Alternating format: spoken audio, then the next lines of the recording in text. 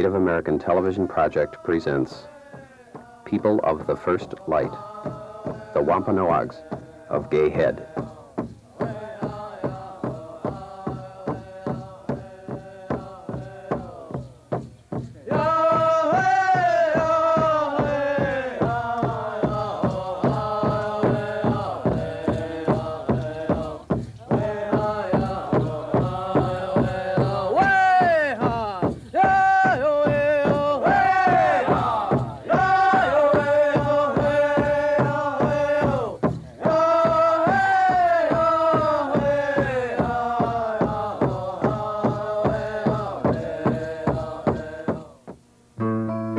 Off the coast of Cape Cod in Massachusetts is the home of the Gay Head Wampanoag Indians, the island of Martha's Vineyard.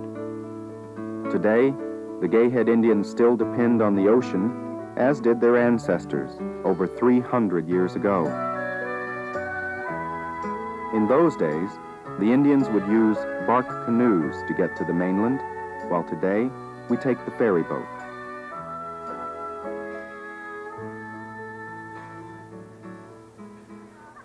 These modern boats are giants compared to the canoes of the early Indians. They are built to carry many hundreds of people, as well as cars and trucks.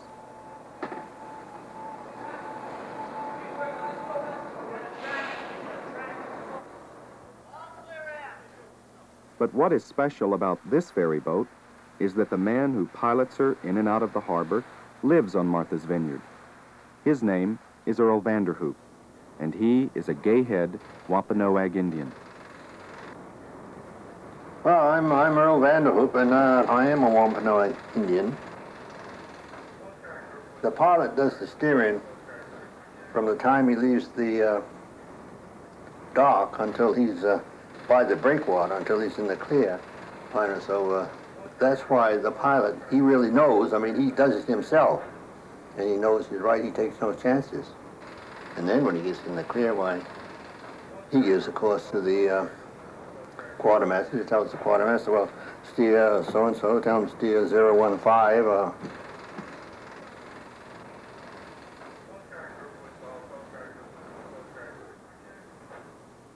Well, there's no traffic today, much to speak of. There's no traffic at all, but in a couple of months, boy, there'll be plenty of boats, sailboats, outboards, yachts, what have you around here.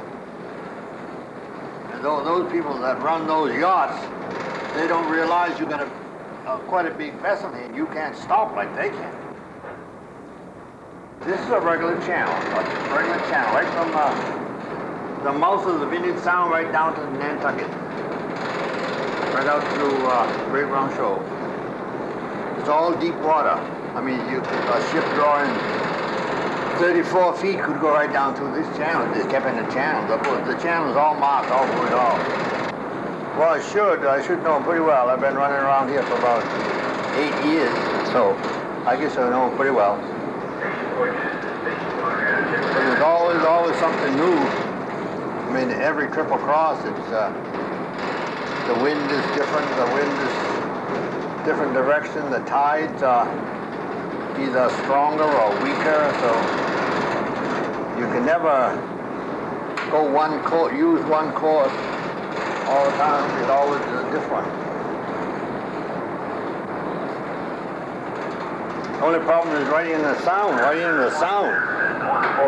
You say the wind is from the east or west, it's bad.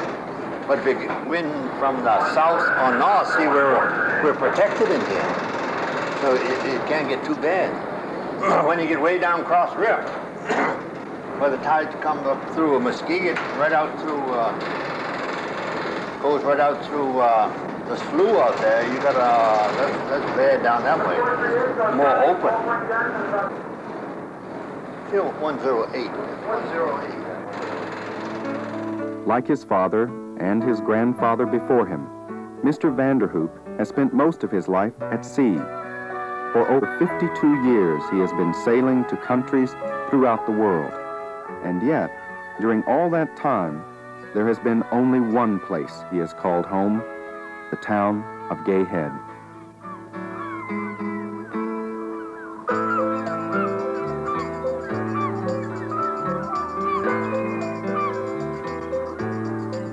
a time when the island of Martha's Vineyard was totally inhabited by the Wampanoag Indians.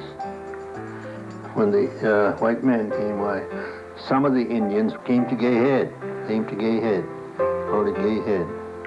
And that is where most of the Indians reside now.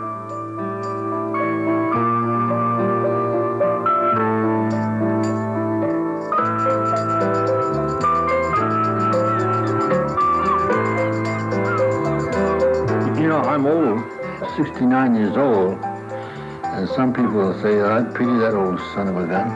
But I'm glad I'm that old, because I lived on Gay Head when Gay Head was a marvelous place to live in, I'm telling you.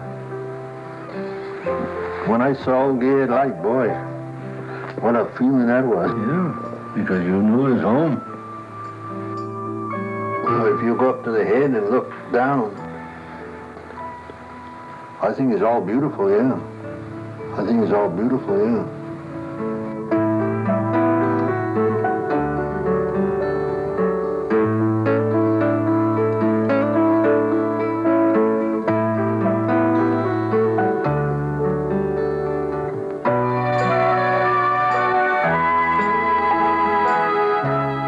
Gay Head has many places of great beauty, but perhaps none has more importance to the townspeople than Menemsha Pond.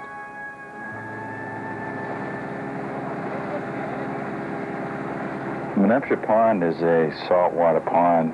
It's inland on the island of Martha's Vineyard, and this is where all the townspeople do their shell fishing for a living. My name's Carl Wittes, and I'm a Wampanoag Indian from Gay Head. Just like everything else, times have changed. The style of quahogging that I do now is different from probably the way it was done many years ago. The way I learned how to go quahogging was bull raking, using what they call a quahog rake. Quahog is a hard shell clam. They eat them raw, use them in stuffing, make stuffed quahogs, make chowder out of them. For just about anything. We usually quahog in this whole corner of the Menemsha Pond, right in this area here, all the way up to just about what they call Split Rock, which is that rock on the west bank, right there, and over to the town line, which is on the southern. There's a marker for the town line on the southern side of the pond, which is that small square just to the right of that house.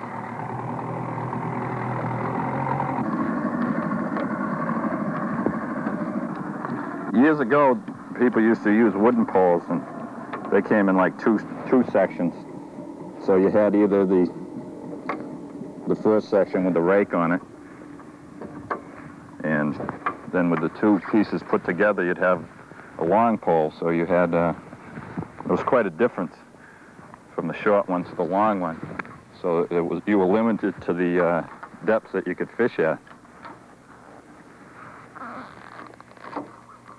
Whereas with the new pole, there's a wide range you can fish at and adjust the rake.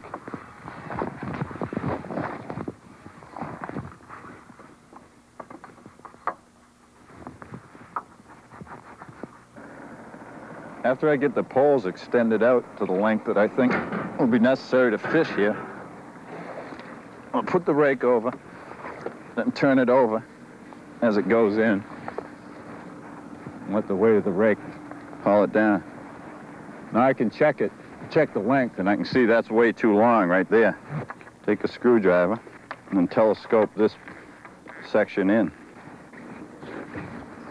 I have the pole adjusted to the length that I think will be favorable, so I'll push it off the boat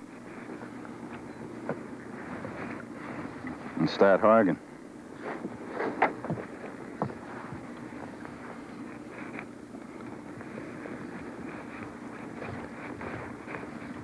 I want to scratch the rake along the bottom there. Be able to feel the quahogs as they clank into the rake.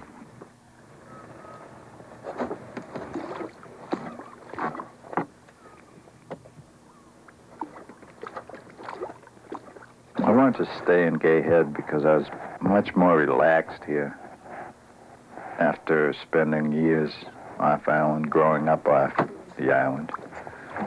I was just getting into a rut that was, you know, I didn't see any end to it. You know, it just could have gone on forever. And down here, I'm much more relaxed. My own boss, so as to speak. If I feel like going, Cohog, and I go. If I don't, I don't. And that's it. The lifestyle for the Gayhead Indian is something that each one of them has in common, as far as going shell fishing to make a living, getting a deer in the winter. You see each other in the same predicaments, the same problems. Say one guy is low on wood for his wood stove, and, you know, a few other guys are going to help him out. You're going to go out and help him get a cord of wood, and then he'll do the same for you.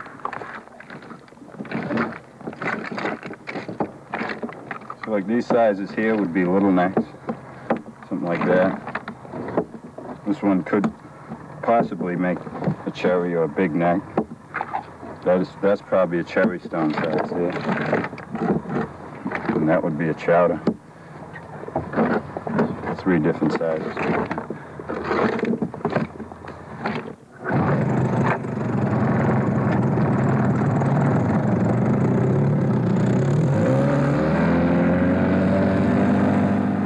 The young people nowadays are willing to help out each other, much the same way as the older Gayheaders helped out each other. Some of that community spirit died down for a few years, but it's being revived now. And one place that it's showing up is in the Gayhead Volunteer Fire Department.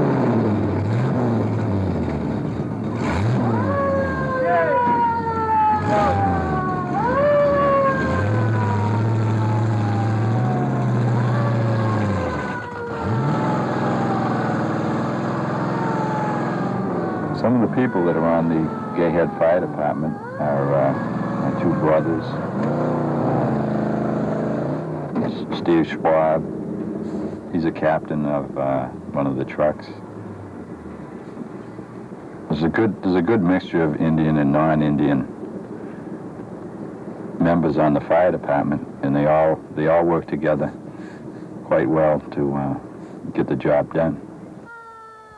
The reason I'm a volunteer fireman is because if there were no volunteers, there would be no fire department.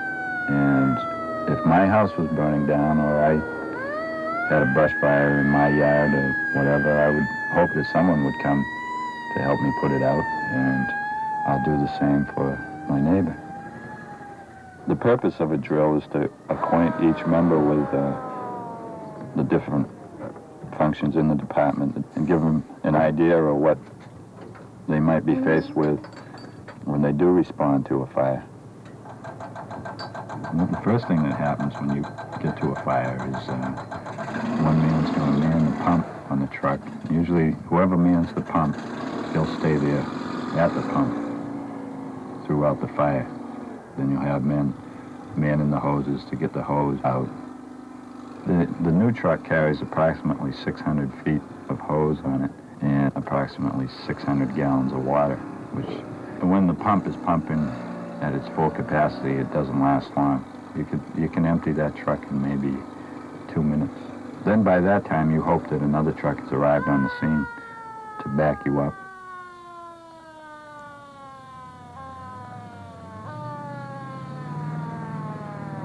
Okay.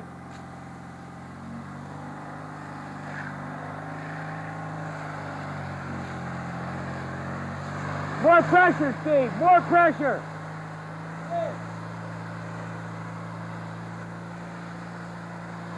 Hold that back.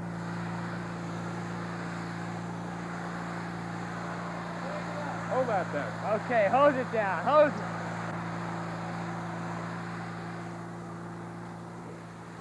when the fire is all out and the trucks are going to head back to the station, that's when the only time when assignments would really come into the picture. That's when the captains and each man is assigned to a truck, and once the fire is out, that's when you would go to whatever truck you're assigned to and make sure that truck is packed away and ready to go to another fire. When I'm at the station on Sunday or Tuesday night and I see people show up for a meeting, I know that there are a lot of other things that they could be doing besides coming to the fire station. They're willing to take some time out of their life and help out their neighbor. To see these men show up and take the time they're not going to get paid for, and make an effort to learn and make the fire department effective, it makes me feel good to see them do that.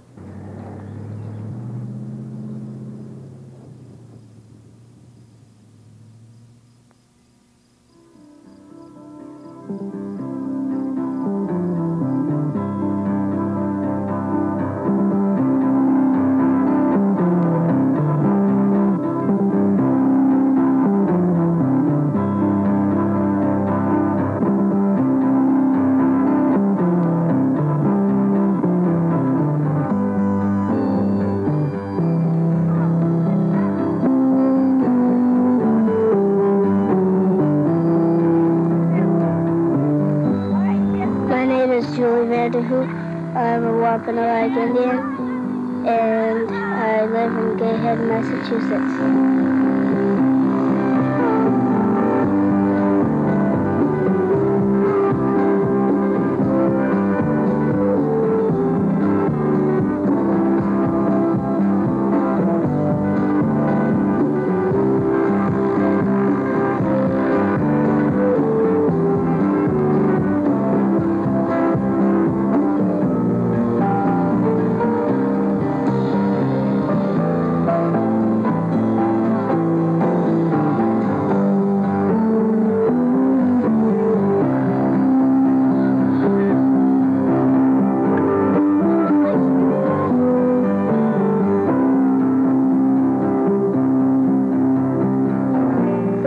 When people hear the word Indian, they think of hunting buffaloes and teepees and everything else that Indians used to do. But the Wampanoag Indians they live in houses and they dress like usual people and do most things that other people would do.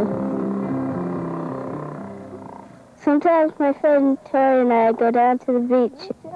We like skipping stones and looking for shark's teeth and climbing dunes.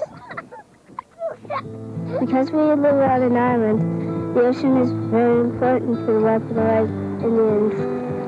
They fish off of it and they get lots of seafood like scallops and quahogs and clams, sometimes crabs.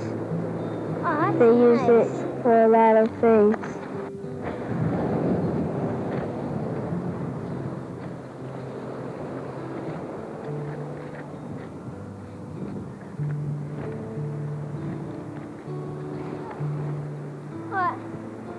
What is it? I don't know. Find a lot of junk around on the beach.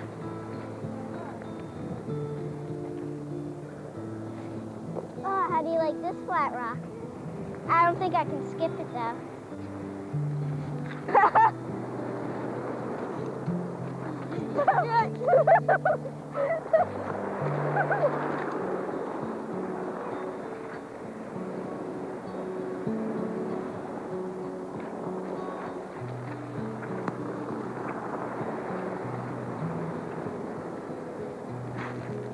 Sometimes the tourists go down and have beach parties or cookouts or picnics. When they leave, they bury the trash in the sand and the wind picks up at night and it just blows around the beach. Sometimes it makes me mad, and if I catch them, I just say don't do that.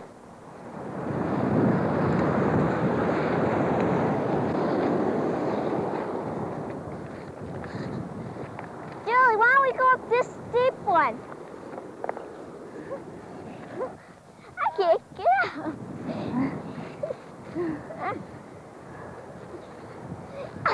I keep on walking, ice.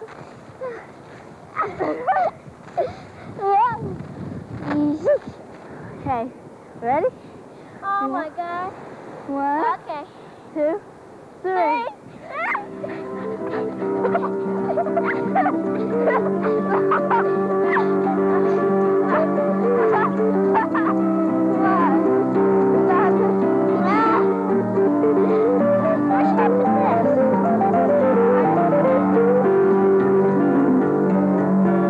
Oh, my feet are covered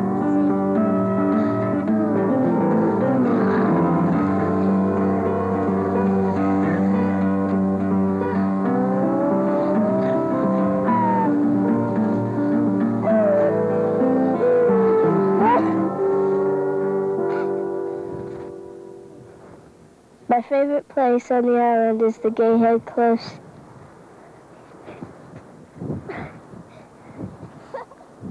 A long time ago, the Indians used to call the cliffs a kuna. That means a place of many colors.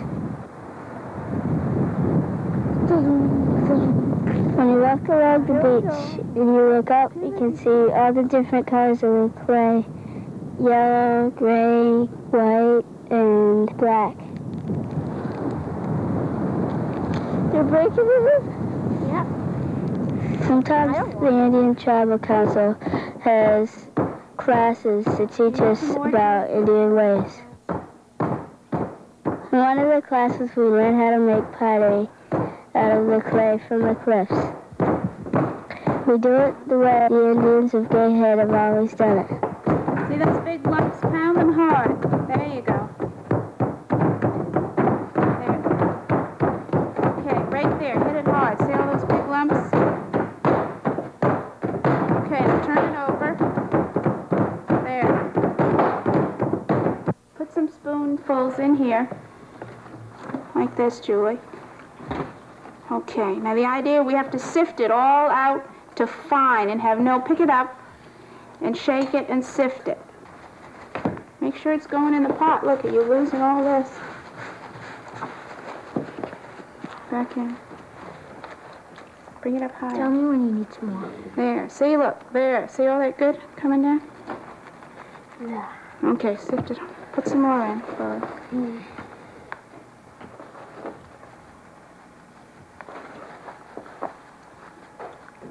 Okay. All right, Tor. Here, I'll hold it. You fill it up. Good. Real good. Yep.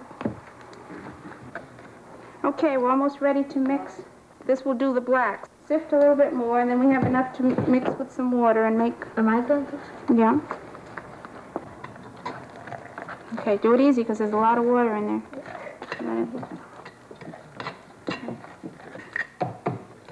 Okay, now we're mixing the clay so that it comes out like dough when you're making bread, so that we can start to mold the pots or whatever. Have you decided what you're going to make? Yeah. Everybody better have in mind what they're going to make. How you doing, Julie? All right, take it out. Now put it in your hand. There you do. Okay. Not yet. Wait a minute. Squeeze it in a ball. Good. Get all the water out of it. And clean off around your fingers, like it's stuck all in between your fingers. Clean it off as much off your hands as you can.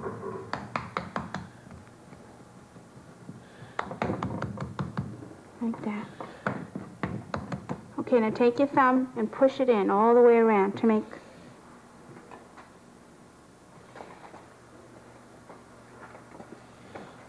Your canoe's going to be awful flat there, Trudy.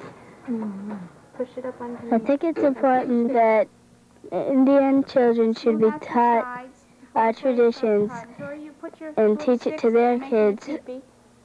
I think if we don't, the tribe will be lost. Okay, Trudy, you're going to make one. Get your sticks in your teepee.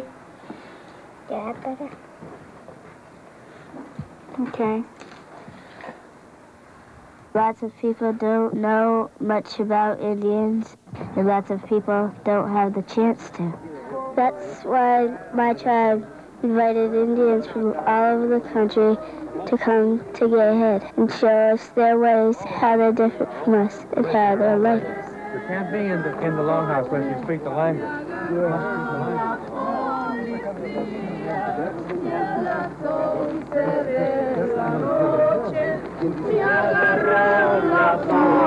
The Indians that came to see us were a lot of different tribes.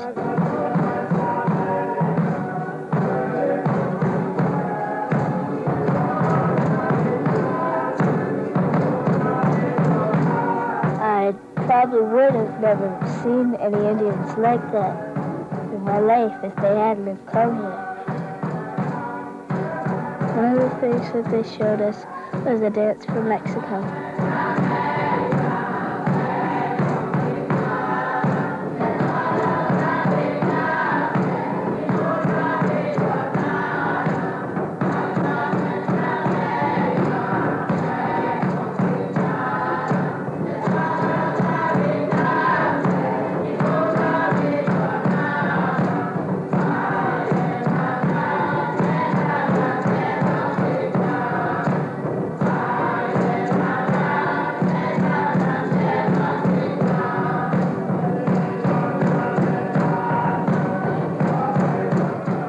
Glad that they came because lots of other people, they don't know that there are Indians in this town. And when we had that, and I was there and a whole bunch of other Indians were there, I knew that other people would know that I was an Indian, and just felt good to be with all the other people of the tribes.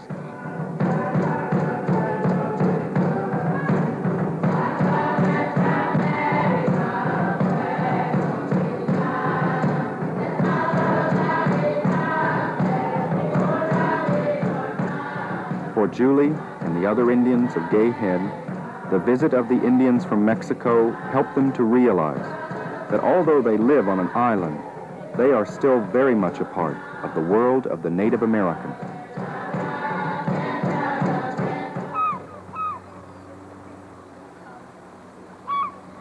Wampanoag is the name of my tribe. In our language, Wampanoag means the people of the East.